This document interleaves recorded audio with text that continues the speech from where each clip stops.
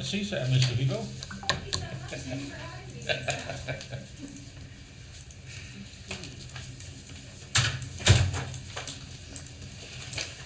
you have a nice weekend, Melanie? I did. Good. Thanks for Okay, we are streaming.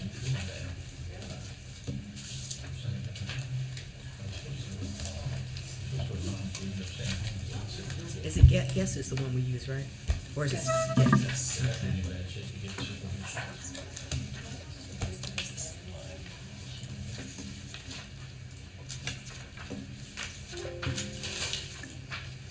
If you cannot, okay, very good, thank you.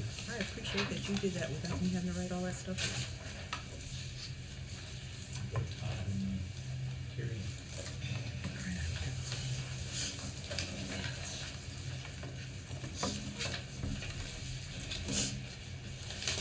Get my tissues, because I can tell already my nose is not cooperating.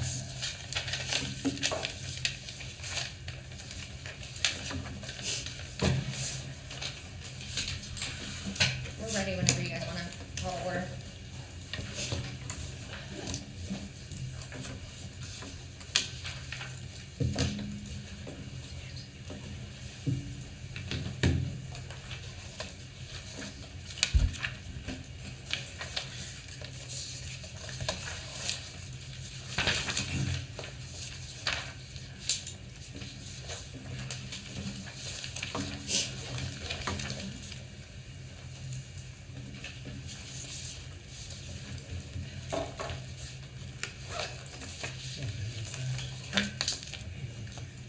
Oh, please. Hey, good morning, everybody. Good morning. Welcome to the November meeting of the Charter School Advisory Board. We're going to start with the Pledge of Allegiance.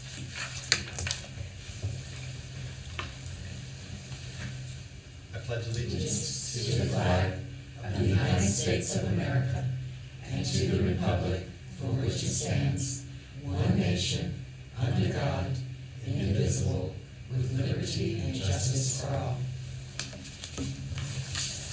I'm just gonna take roll real quick since we have some attending remotely.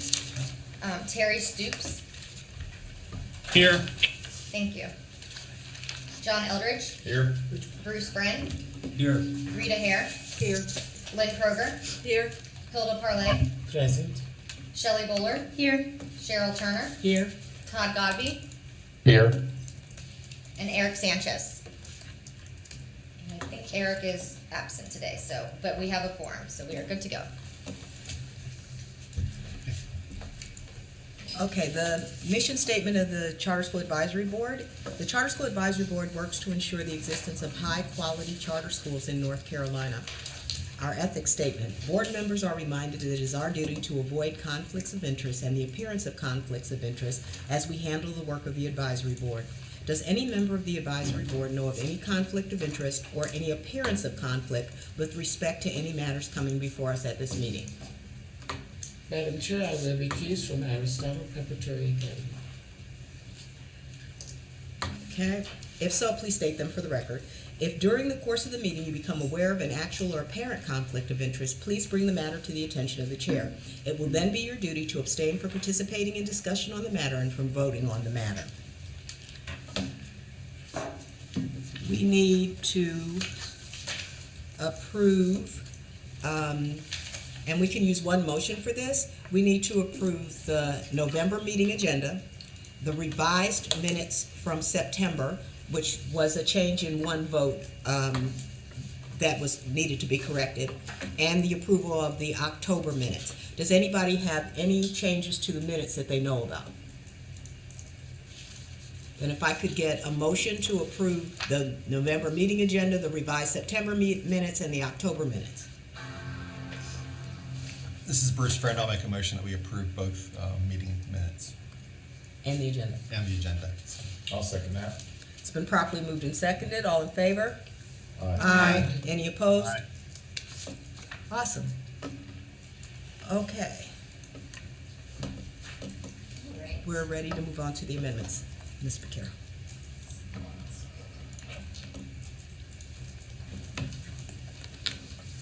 All right, good morning, everyone. We have several amendments today. So I am going to start with 2 weighted lottery amendment requests. I have not asked the schools to join us this morning because I didn't have any concerns about these, and I didn't think you'd have questions that I wouldn't be able to answer. So let's start with the first one. It is the Learning Center Charter School. This is a school located in Murphy, North Carolina, Cherokee County. They serve K-9, and they are growing up through high school. The school already serves a good percentage of economically disadvantaged students. They are a Title I school.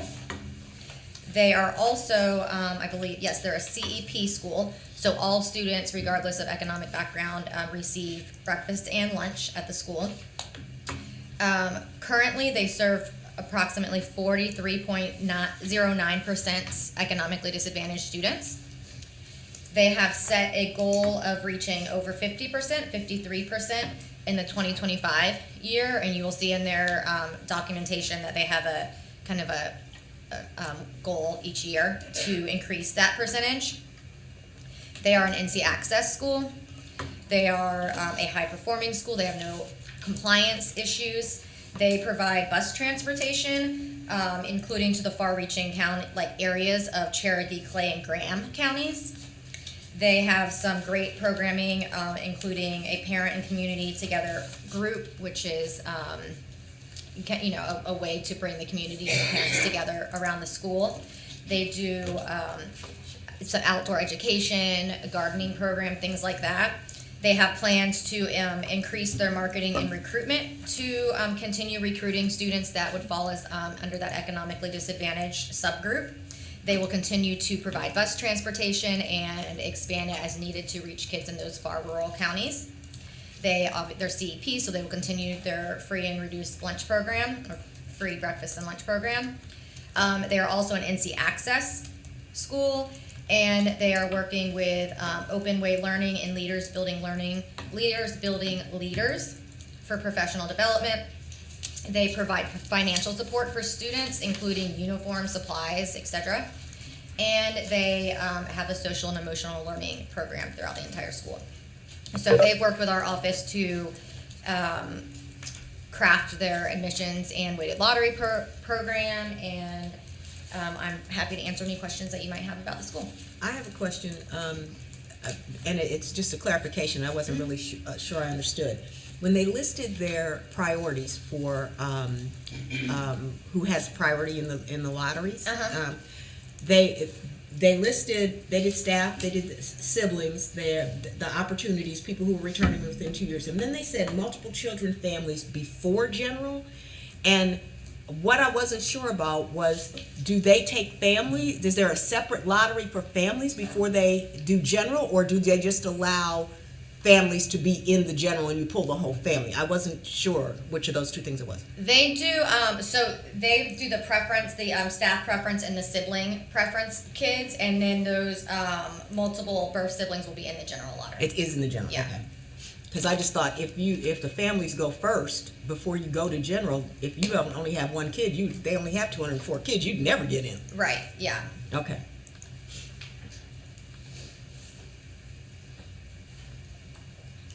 I make a motion to accept the Learning Center's amendment.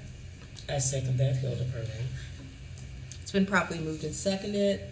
All in favor? Oh, any discussion? All in favor? Aye. Any opposed? All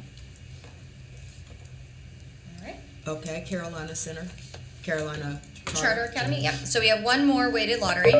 This is Carolina Charter Academy. They are a fairly new school in Wake County, serving K through 8. They currently have 11% economically disadvantaged and 6% English language learners, and they are actually doing a weighted lottery for both the economically disadvantaged and English language learners and migrant students, which is allowed for a weighted lottery. You must do an economically disadvantaged, but you also have any student that falls under educationally disadvantaged as an option as well. And they are trying to reach more of the growing Hispanic population in Southern Wake, Harnett, and Johnston counties, which they currently serve. They have set a goal. Their programming is a little bit different, but there's nothing there's nothing wrong with it. They are doing each year, they will set aside 15% of seats for those weighted lottery students. And so each year they will have less of a, there's more of a variable in how many they will end up with, because they currently have, like I said, they have about 17% of students that qualify for educationally disadvantaged. So when they set aside 15% next year, if they fill all those 15%, then they're adding that to what they would already enroll. And each year it's gonna kind of snowball if they keep the programming like that. But that's what they've decided to do, and that's fine. It just makes it a little bit harder for them to specify exactly how many they will have each year. But given the fact that the Hispanic population is certainly growing in the area, and definitely in North Carolina, it's nice to see more of our schools waiting for those ELL students and for migrant students. They provide free and reduced lunch. They have bus transportation. They currently have 3 buses that are running. They're trying to expand it, but they've told me they have been running into issues like many people with trying to find staff for expanding the busing. And just like all of the weighted lottery applicants that come to us, we work with them on crafting their policy and implementation and any changes or best practices that may need to revise going down the road.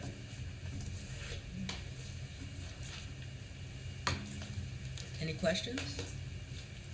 I'll make a motion to accept this weighted lottery application. I second that. It's been properly moved and seconded. Any discussion? This is Terry Stutes. I just need to mention that I'm recusing from this application. Okay, thank you. Okay, it's been properly moved and seconded. All in favor? Aye. Aye. Any opposed? All right, great. So the next amendment we will look at is Phoenix Academy. And Phoenix Academy is one of our longstanding charter schools. It's located in Guilford County. They're serving K through 10. They are a high-performing school. I'm sure many of you know the story of Mr. and Mrs. Paul and Kimberly Norcross, who started the school and have, along with it, they have a management organization called 7 Degrees of Change Foundation. They are retiring and will be leaving the management and really the school. And they have partnered with NHA to work to manage the school. They have worked with NHA so that NHA will actually just assume the contract that they currently had in place. So there's no new contract. You'll see on the e-board materials that it's just the contract that had been in place previously. And they explain in their letter why they've decided to partner with NHA, including the fact that there's several schools within the state that are high performing, including 4 in the same county. And just the alignment of the academic program, the character program, those sort of things. I don't believe there's there are some people online. So there is a representative from NHA online, Mr. Matt Moore, and I believe there's someone here also attending with NHA if you had any specific questions about the management transfer. I just have a question, and I think this is probably an OCS question. Mm-hmm. If after this school year they were to decide to move to a different contract, would that be something that OCS would see, or can they just do that without discussing it? It's my opinion that if they change the contract, that would take CSAB State Board approval. Okay. Madam Chair, I recuse. Any other questions? Hearing none, can I get a motion? Madam Chair, I move that we accept the change of the EMO for Phoenix Academy. I second that. It's been properly moved and seconded. Any discussion? Hearing none. All in favor? Aye. Any opposed? Ms. Turner, at this point, I would just like to acknowledge the great work that Paul and Kim Norcross have done at not only Phoenix Academy, But anybody that knows Paul and Kim know that they've been pioneers in the charter school community for the 25 years our school has been in existence, and the charter school community owes a lot of indebtedness to their hard work, and I certainly want to wish the Norcrosses the best of luck as they retire, and they're going to be sorely missed. I'd like to add to that, Paul served on this board with us early on, and that year that we did 70 applications, Paul was here and helped work through that. They have made major contributions to charter schools in North Carolina. I wish them the best. All right. Well, that passed unanimously, so we have one more. This is, if you will recall, 2 months ago at our September meeting, I believe, we had what was, at the time, Huntersville Charter High School. They appeared for a name change and for a second one-year delay. The motion was tabled for 2 months, and you asked the board to come back with information regarding what they had accomplished over the last 60 days, but over just, in terms of the several years they've been working on the school. In that time period, our office went ahead and approved the name change, which we can do. So it's now Aspire Trade High School. And today we have Lauren Nicholson, the board chair, is online with us. And then we also have Jennifer Nichols, who is here in person.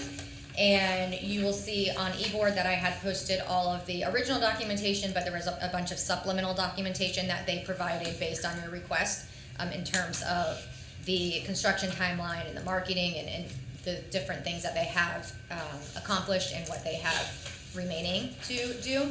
And so now at this time, I will ask Jennifer to come up, and Lauren is online so that you may ask any questions and speak to them about the progress they have made. Yes, I got it. It's over there, yeah. Good morning. Morning. Good morning.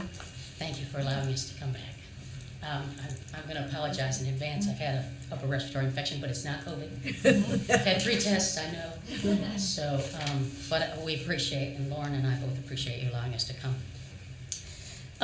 The documents that I provided for you do not entail the 155 pieces of things that are needed through the ready-to-open process. So I didn't layer those 155 things on. We're already in the process of those classes, and we'll be completing all of that. We have 3 of the 5 board members that are taking those classes. We've completed 2, getting ready to start on some of those projects. So what I've put together for you is basically what we have accomplished over the time that we've been working. We understand, and I'm going to just say we understand that we're taking longer than we would have wanted to and longer than we said we would.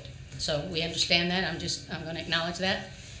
But this is a a very special school that we want to make sure is done right. We've, in the time that we talked since last, we've added another $5 million in pledge. We're at $6 million. That pledge and on the contingency plan, I've been meeting with the folks from Samet Construction Company to say if they need to come in early, we can use some of those funds that have been pledged. I've been told I can have access to $5 million of it. We could go ahead and begin the process earlier if we need to. If they feel that they cannot work within and promise that they will have that building by June, then they can start earlier. So we're trying to put other things in the contingency plan as well, including looking at some of our local churches. We know that the resources in our area have dried a little bit when it comes to some of the warehouse space and some of the office spaces that might have been available in the past. Unfortunately, because it's a tighter marketplace, we're really going to have to look at the churches as a second contingency plan if we don't pull the building up earlier to start, if that's what's needed.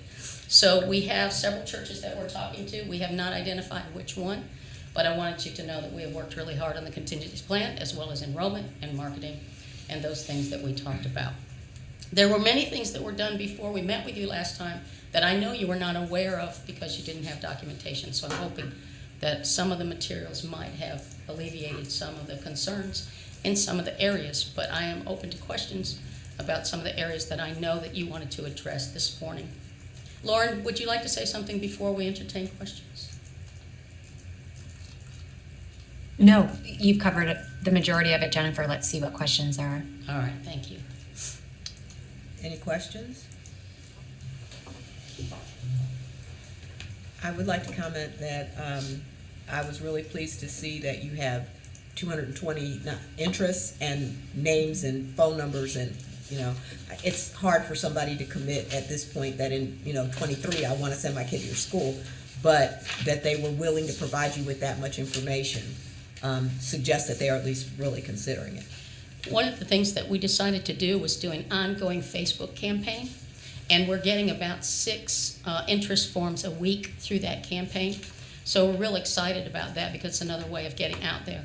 We did a second survey, which really helped us to identify only the families that were interested in sending their child to the school, and they've requested additional information. So they all have interest forms in their hands as of a week ago. And remind me again how many students you plan to open the school with? 210. And that's 9th and 10th graders. Just 9, 10. Yeah, we're getting great interest.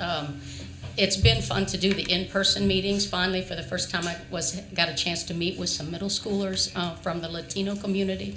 We have a Latino community that's 3 miles down the road that's been worked with by a ministry called Caterpillar Ministries. They've worked in that community for 12 years doing after-school tutoring and other supports to the families. One of the great opportunities has been for me to come in and actually meet with the families with an interpreter, as the parents, most of them, don't speak as good of English as their students do. So I had parents and students sitting together. So we did allow the interpreter to talk to them, and it's funny because they said a lot more words than I did, which I wondered about that. But it was great to have that continuity there, and the parents were real excited and asking lots of really insightful questions.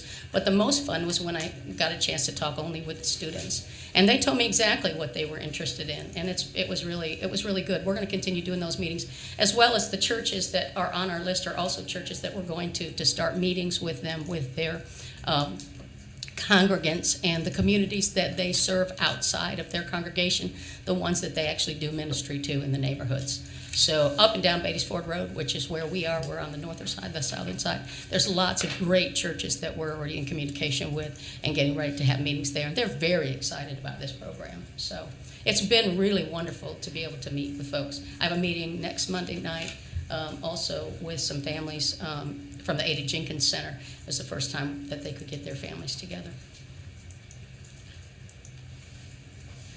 Any other questions?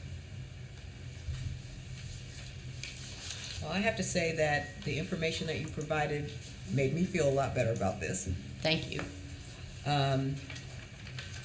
Your school's going to be in the community I live in, so I really was excited about this school when you guys came forward, and I really want to see it happen because I think our community needs it. So I felt a lot better once I saw the information that you had provided. Is anybody willing to make a motion?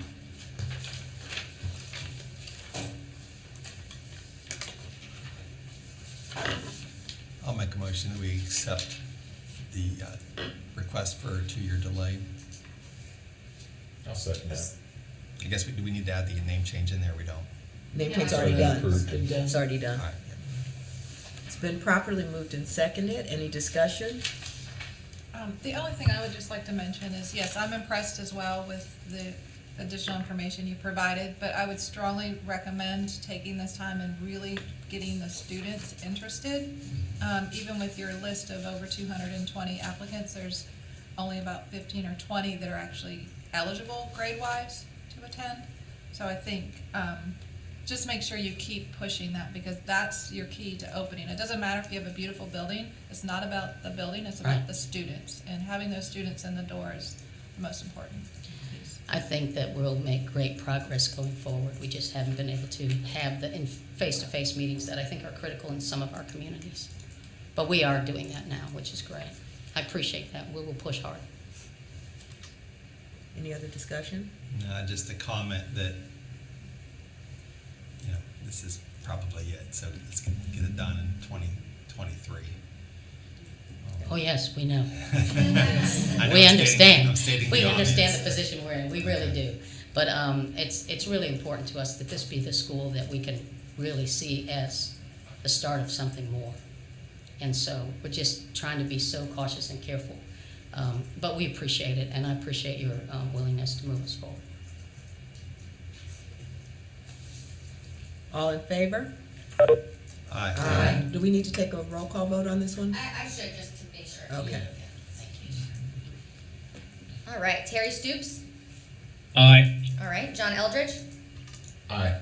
Bruce Frame, Aye. Rita Hare, Aye. Lynn Kroger, Aye. Hilda Parlay, Approve. Shelley Bullard, Aye. Cheryl Turner, Aye. Todd Godby. Aye. All right, and Eric is absent. Great, it passes unanimously, and we will bring that to State Board in December, and they will discuss it, and then you'll have a final vote in January.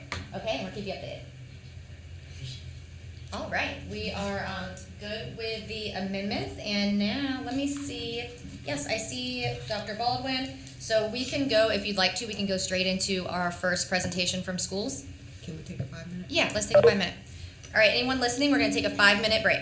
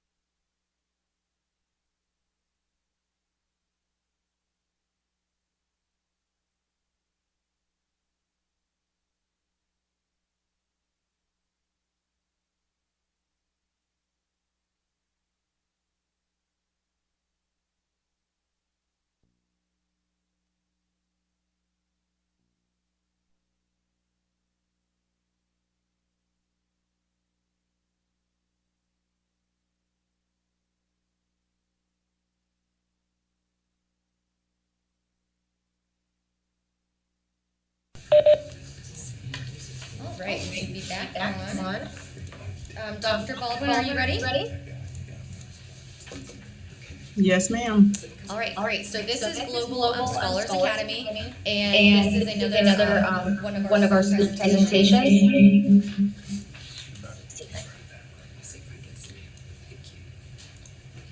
Sorry about that. This is another one of our school presentations. We're hearing presentations over the next couple of months from our schools that are considered low performing. As you know, the schools all the way back from 2018 that were low performing are still on that list due to a lack of data. And we just like to have them present to you and get an update on how they're doing, and to, just to get to know our schools a little bit better. So, Global Scholars, you may begin. Thank you. Great, thank you so much. My name is Pam Baldwin. I'm the head of school at Global Scholars Academy, and this is my second year. Thank you for giving us the opportunity to present about our school. We're very excited. In addition, as all of you know, the pandemic has really created for us several challenges across the state and nation. And we believe that we are creating some plans to really address those for our scholars. We are a K-8 school with approximately 200 scholars, one classroom per grade level. We are year-round and extended day, which means our scholars attend school from 8 a.m. to 6 p.m. We are celebrating our 10-year anniversary this year, and I'm really excited to do so. Our population is very close to 50% African American and 50% Hispanic, and more than 85% of our students qualify for free or reduced lunch. We're not quite ready for our academic data just yet.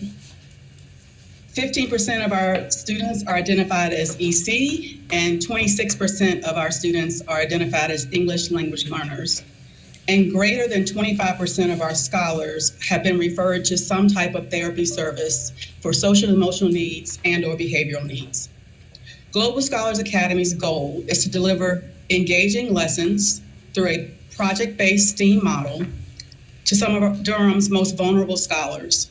In addition, we strive to expose our scholars to opportunities that empower them to be bold in their aspirations, to ensure that they can participate and lead in our society. We seek to create an environment that is agile and can accommodate multiple learning styles. Not only is it important that the environment is conducive to different approaches, but that lesson plans are flexible and engage students where they are. At GSA, we are striving to broaden and deepen our offerings to serve an increasingly broad span of proficiency levels and work to maximize student achievement. In addition, we create programming designed specifically to reinforce data-driven instruction and to create a climate of high academic achievement. As we look to drive broad cultural awareness and exposure by way of academic enrichment and indirect support of core standards, we must increase our students' exposure to experiences that grow their perspective, feed their intellectual curiosity, encourage connecting classroom learning to real-life experiences, and create an appreciation of diversity. At this time, I am proud to introduce Dr. Kyrie Grant. He is our assistant head of school, and he will discuss our academic data. Next slide, please. Thank you, Dr. Baldwin. Good morning, members of the State Board of Education. As Dr. Baldwin said, it is an honor for us to present in front of you. Before you, you will see a snapshot of our last year's summative data and our baseline data as we support effective teaching and learning and address the learning gaps as a result of the COVID-19 pandemic. A few things to note is that we have worked diligently this year to identify areas where we can continue to support effective teaching and learning for our scholars. We have departmentalized our 4th and 5th grade team to address specific learning loss and maximize teacher effectiveness. Transitioning from a traditional model into a team-based model provides our scholars with another layer of support as they have 2 highly qualified teachers teaching content-specific material and diving deep into the curriculum. We're also very excited for our Math 1 last year, was made up of 4 scholars, and our goal is to continue to increase that number, all of whom were proficient last year. Adding those students into our middle grades class proficiency would bring our proficiency level up. Next slide, please. So it's really important that we triangulate data to really dive deep and identify specific areas in which our scholars are growing academically, but then also addressing the areas in which we need to fine tune and further support our scholars. So before you, you will see a year-to-year comparison from our beginning of the year data to our beginning from 2020 to 2021 to our 2021-2022 school year. I can't believe that we're already in the 2021-2022 school year. So we use iReady as our tool to identify our scholars where they are in math and reading. Using that information, we're able to identify specific areas in which our teachers need to focus on and provide professional development and support regarding those areas. So if we're looking at our data from last year, as many of our scholars were virtual, to this year, we see a few areas in which we identified an increase. Our third grade in particular has made the biggest gain, which is something we celebrate, but yet we continue to identify areas for us to continue to push our scholars to score even higher. 2 out of 8 previously tested grades show some preparedness in math when we're looking at our 5th grade data and our 8th grade data. Again, small gains, but those are areas in which we still want to continue to hone in on and continue to provide additional support for our scholars. The other areas that have shown a decline, we are working strategically using our curriculum standards, our course maps, our NC check-in information to identify particular standards to address those learning loss and provide our scholars with a robust learning experience. Our K-2 scholars are requiring significant attention simply because the fundamentals they are learning in the developmental stages they're moving through are the hardest to attack, especially virtually. In ELA, as we teach them the basic phonemic awareness, breaking down words to numeracy, learning the foundations of identifying numbers and being able to count. Kindergarten, given many students have not been in a structured learning environment, such as pre-K, we are working again to fine-tune those skills and providing social-emotional learning support, particularly in all grades, but specifically in kindergarten, to really enhance and support them as they transition into a new learning environment. GSA is historically challenged by slow literacy achievement. Our student population, as Dr. Baldwin shared, is about 50% Hispanic. While only 20% plus are ELL, our family surveys report that most Hispanic students speak solely Spanish in their home. So encouraging our students to practice not only speaking in English, but also reading and writing in English and working to support the cultural connectedness amongst our literacy program to ensure that we're addressing all of our cultural needs as well as our specific learning needs. Next slide, please. And then our current academic goals. So as I shared previously, it's really important for us to triangulate data to really understand where our students are and what they need in order to be successful academically. So our 3 goals for this academic school year is our core academics, providing our scholars with intense and differentiated core instruction in reading, language arts, as well as mathematics. So really diving deep at into the data, looking specifically at certain standards, certain objectives that we really need to enhance and focus on.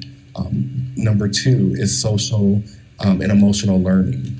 Provide daily SEL support through enhanced instructional activities and programs. This aligns not only with the programs that we provide here at GSA, but also the curriculum in which we provide for our scholars, that's encompassed in everything that we do, so we're supporting their emotional needs.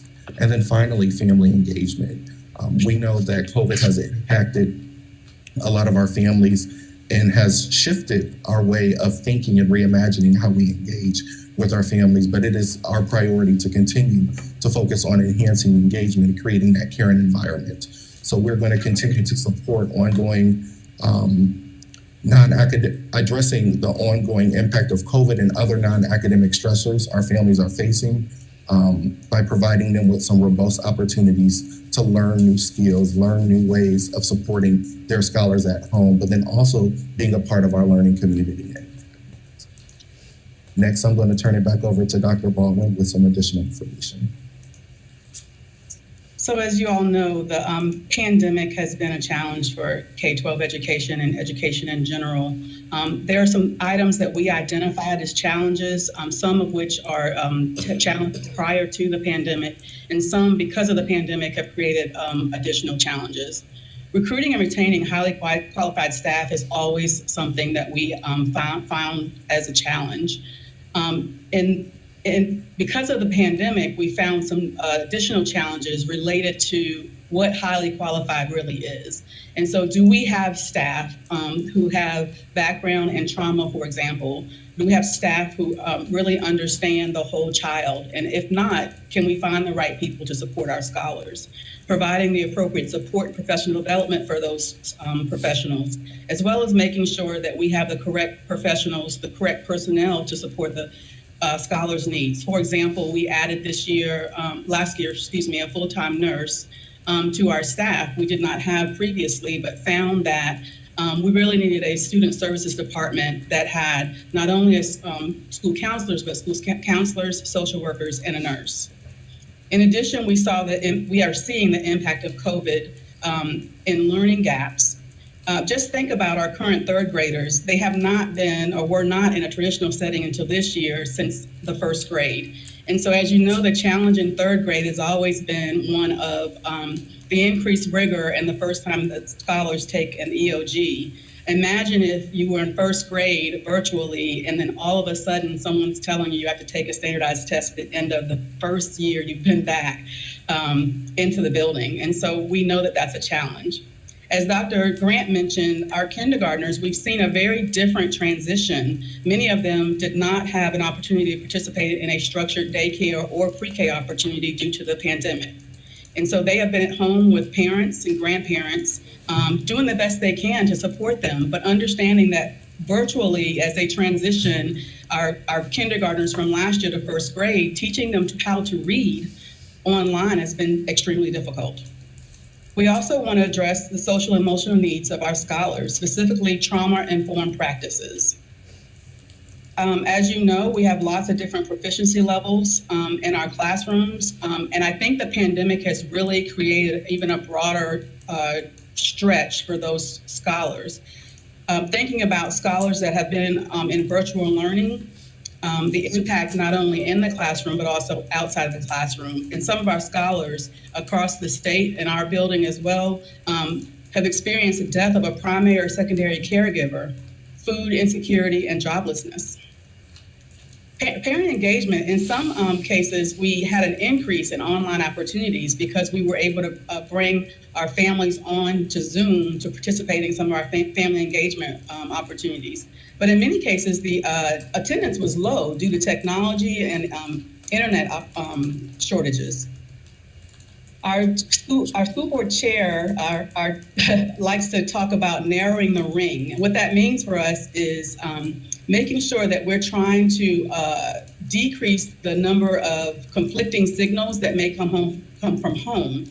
So our scholars in a structured environment here at Global Scholars Academy as much as possible, which is why we're year-round and extended day. And lastly, I want to talk about the parent and family engagement and the impact on our scholars who have been at home for 18 months in a solely Spanish-speaking environment. Our ELL students who are making progress initially, because they have not been exposed to English on a regular basis, we now have seen a decline in their proficiency and are working to go back and increase their proficiency in the English language. And lastly, our partnerships and our STEAM opportunities. Of course, we have a wellness program, which includes yoga and mindfulness. Our school counselors, a social worker, and our nurse have been working nonstop to address not only needs in the classroom, but also outside of our school.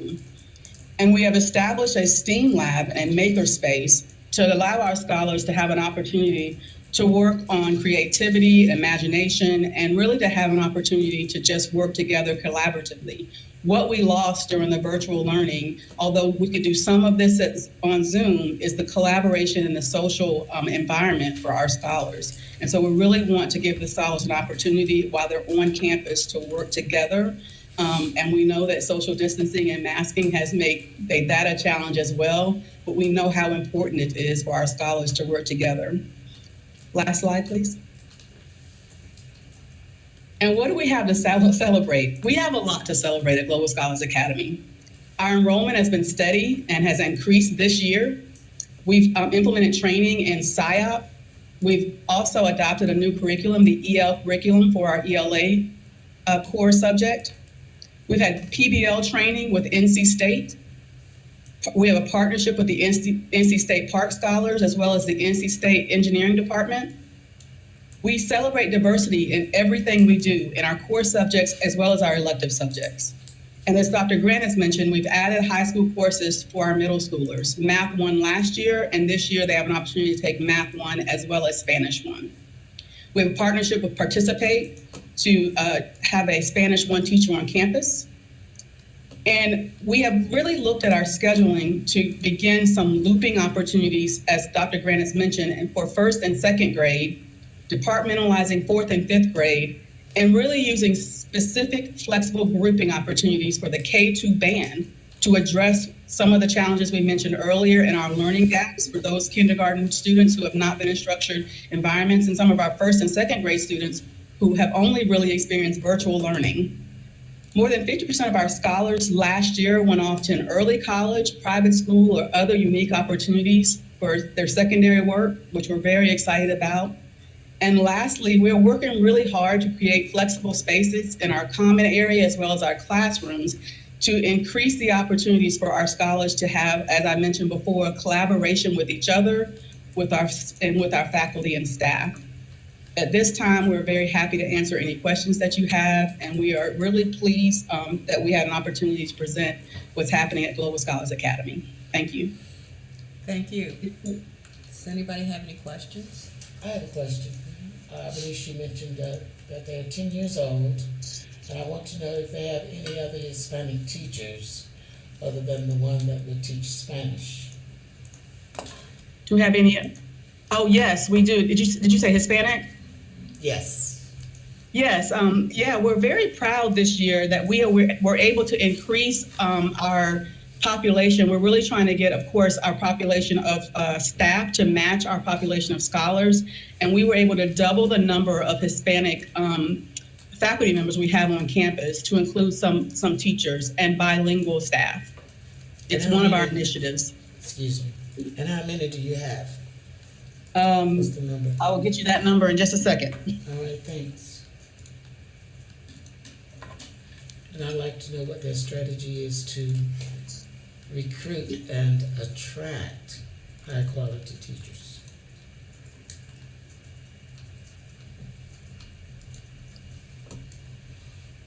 We have 5. All right, thank you. We have 14 teachers total. Thank you. Yes, ma'am. And then our strategy to recruit, as you know, that's also a challenge, but what we've done is partner with Participate. We also are working really hard with other universities, Central as well as NC State, to try to find qualified staffing. And we also are looking at industry. And so we recruit non-traditional teachers to work in our school and help them attain licensure. Thank you. You're welcome. Dr. Baldwin, this is Rita Hare. I think Dr. Grant maybe mentioned that you have extended day from 8 a.m. to 6 p.m. I'm wondering how many students or a percentage take advantage of that homework session during the extended day. Do you have an idea of what kind of participation you have? Yes. Yes, ma'am. I can speak on that. Yep. So we have all of our students are enrolled in our extended day program. And a part of the schedule is a 45-minute academic block that supports with homework enrichment, and then also spiraling back on some of the standards that may not have been addressed in class. So our extended day staff work collaboratively with our day teachers to identify what standards students are working on and address standards that may be low priority that allows them to spiral back and have some support and enrichment. So Monday, Wednesdays, and Friday, we're focused on literacy. Tuesdays and Thursdays are math. Monday through Friday, we focus on STEAM. Okay, that's great, thank you.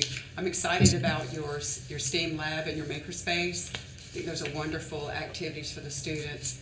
How are you doing as far as staff retention and staffing support?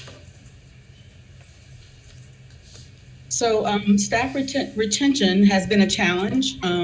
Some of it, to be quite frank, we've had some turnover that we've created to make sure that we are addressing the needs of our scholars. And the teachers that we have, and teachers and staff that we have on campus right now,